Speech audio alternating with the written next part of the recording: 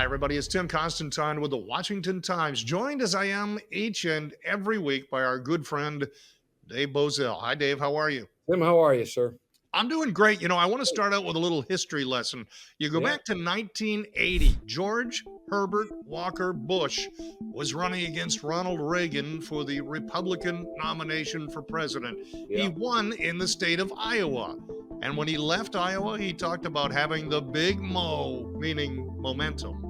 Momentum's a funny thing in politics because while he did become president, it wasn't for another 8 years. So when we look now, at the momentum in a news cycle that moves way, way, way faster than it did in 1980. I'm Right. trying to figure out what it means. When we were at the Republican convention, the President Trump, President 45, President Trump had been shot, got back up and shaken his fist at the shooter and at the world. He'd had cases dismissed in Miami. He had all kinds of people at that convention excited, and they were absolutely convinced he had the big mo. And now Joe Biden has jumped out of the race. Kamala Harris is in. The media is fawning all over her to a crazy degree. Yeah. She's got the big mo. Can that run 75 days, or do we just need to ride this roller coaster and stay calm?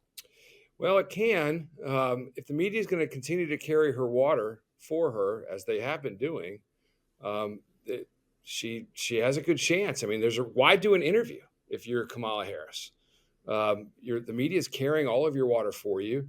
I saw Dana Bash with JD Vance the other day saying, "Well, we're trying. We've asked to do an interview, Right. but why would she? You spend all day long being Did, sycophants for her." did you see they grabbed her as she was getting off her plane and someone said, "You haven't done anything, any interviews since you announced you were running for president?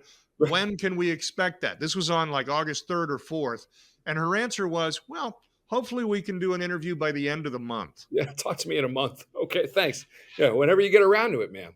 I mean, and now you can see why she doesn't want to do interviews. I mean, just I think it was yesterday, maybe the day before, Monday of this week, we had an activist stand up at one of her town halls and said, "And will you commit to releasing the kids from cages down at the border?" And Kamala says, "Absolutely. That would be my day one promise." So anyone that's that has been detained crossing the border, Kamala Harris has promised that she will just release them. That is the kind of answer that would just get destroyed in polling. I hope polling will reveal that answer gets destroyed. Should it's an entirely incorrect policy position. But you're right. This cycle is moving. I mean, exhilaratingly very fast. It is impossible to sort of get a grip on the news that matters when the news changes almost every 12 hours. Right. Let's And talk about political strategy in that fast moving news. yeah, And then after we talk strategy, let's talk about reality and what we may see sort itself out over these next couple of 3 months. But the strategy has to be, from their perspective, to keep her under wraps. Obviously, they'll try to craft the narrative at Chicago, at the Democrat National Convention. But where do the Trump people go from here? Because it seems to me the strategy should be talk about the economy. She was part and parcel of the Biden team. So you've got a winner there. Talk about the border. And she can deny that she was the border czar all she wants, but sure. we have tweets from her. We have AP headlines. We've got everyone knows she was indeed the border czar. Yeah. So that's a winner. There are a number of issues, but it seems as though Team Trump is flailing about right now. Well, I mean, you have praise from Joe Biden when she was anointed border czar. So there's all sorts of evidence. I don't care what the fact checkers say. That's what she was, and she failed. At the end of the day, I think you're right. You've got to be disciplined. The economy is still the number one issue and always is. All right. So you've got to be disciplined to point that out. You got to link her to the poor economy and the sky high inflation rates. And the fact that, as we discussed last week, millennials can't feel like they'll never be able to buy a home in this market. You got to keep pounding on that. And then on top of that, because of this fast moving cycle, when she screws up, you got to pounce. I mean, I know the left wing Twitter, left wing X likes to criticize conservatives for pouncing. But you got to, right? When she declares that on day one that she's going to release all the detainees at the border into American towns and cities and streets, you got to pounce on that, right? And so that's the discipline that the Trump campaign has to exercise. They've got to have sort of more rapid response, and they've got to be disciplined on the economy and the border. Those are still the issue one and issue 1A. I also think foreign policy is a huge vulnerability for this administration. We are entangled in the Middle East. We're entangled in Russia/Ukraine. We're entangled in South Korea and the Pacific Rim because of Joe Biden's foreign policy choices. And so I think there's opportunity there for the Trump campaign to make some headway. I think they're okay. I'm a big believer that in messaging, simple is better. When you Yeah, start pulling charts and talking statistics, people's eyes glaze over. But if you talk about Kamala Harris and you show any clip, I don't care what clip, pick any clip from the last 5 years of her speaking, and then show her beside Vladimir Putin or show her beside the crown prince of Saudi Arabia and simply ask the question, do you think she'll be effective on international policy? right, That's the message. right, Simple and to the point.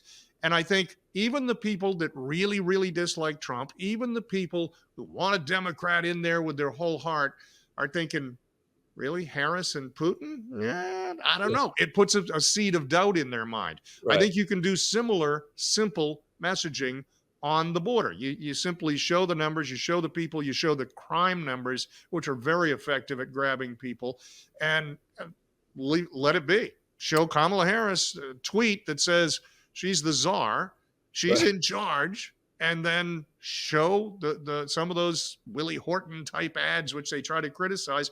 I think they're very, very effective. So Yep. I think the messaging is there if they are disciplined enough to do it. Tim, the White House press corps asked the White House yesterday, what achievement is Joe Biden most proud of when he associates himself with Kamala Harris, and the White House couldn't name one. She has no single public policy achievement. Actually, she has no real political achievement. Right. Having been barely getting by in a California Senate race, getting 0.0 in a presidential primary. So she lacks political achievement. She lacks policy achievement.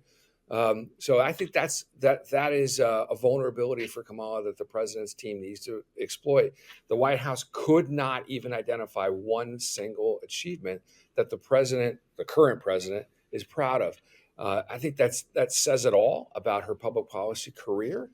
Let's talk about a little bit of a reality check here for Harris, but for anybody who doesn't like Harris as well, because of the role the media will play in this election. Media doesn't even pretend at this point to Yeah, be giving you information on. They simply cheerlead, and they actually think that's their job. yeah, But in 2019, when she ran, she announced in summer of 2019 she was running for president. There was great fanfare. She mhm, raised tens of millions of dollars instantly. She moved up to either first or second in virtually every poll, and people thought, oh my gosh, it's the female Obama. We've got a right, winner here. right, Except then, after a few weeks, she began to talk, and she would show up on camera and they would talk about healthcare or about insurance policy or about the economy. And it became abundantly clear she had no idea what she was talking about. She hadn't done her homework. She was ill prepared. Will we see those moments between now and the first week of November? And if we do, will the media report those moments? Oh, I most certainly believe that we will. Remember, just in addition to the millions of dollars that she raised, and the media were fawning all over her in the 2000 presidential primary for the reasons that you articulated. They wanted her to win, and she doesn't even get to the Iowa primary because of what you just described, because she just stumbled on the trail.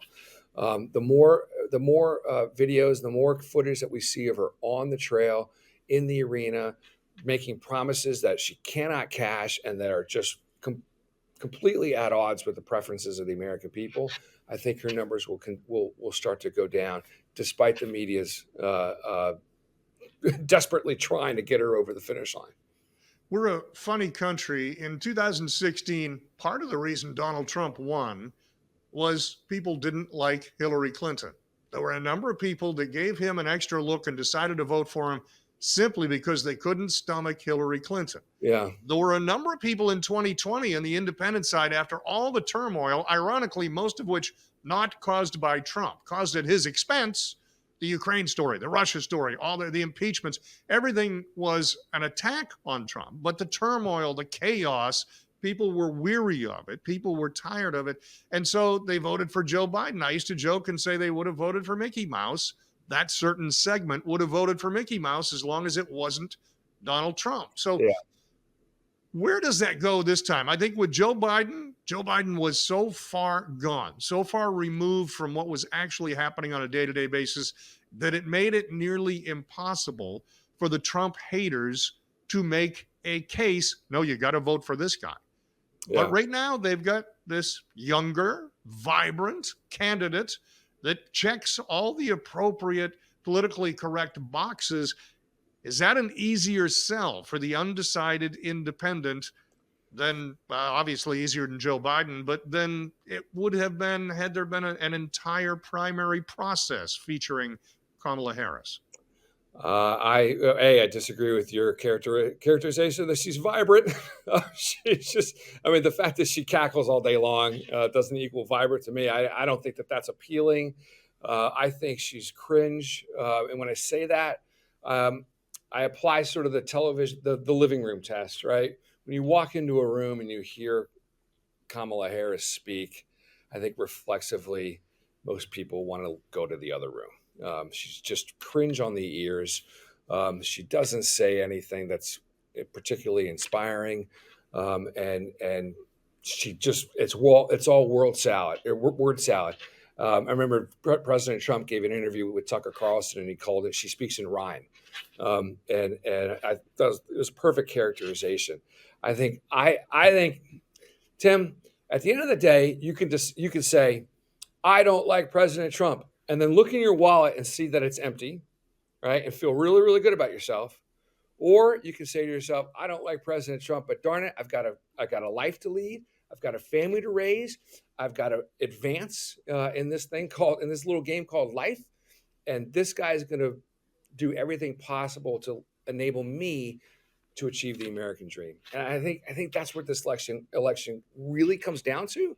And I actually have a ton of faith in the country that they're going to make the right decision. All right, before we go, the Democrats are getting ready to gather in Chicago, and they will put on the charade. They've already nominated her, but they will put on the charade of nominating her. They will have their speeches. They will do the pomp and circumstance that goes with every convention. What will happen from there? First of all, what can we expect from Harris? And second, how much momentum do they come out of that convention with?